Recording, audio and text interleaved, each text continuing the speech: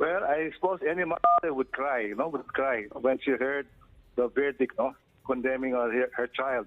She cried, but of course, ang aking concern sa kanya kasi she has a heart problem, so we're trying to, make her relax, and process the whole thing. But Cheryl, all I can say is this, I was really surprised kung ba't naging ganun ng verdict. But of course, the judge might have good reason. But ang kinakapitan, ang hinaako namin ang aming pananampalataya.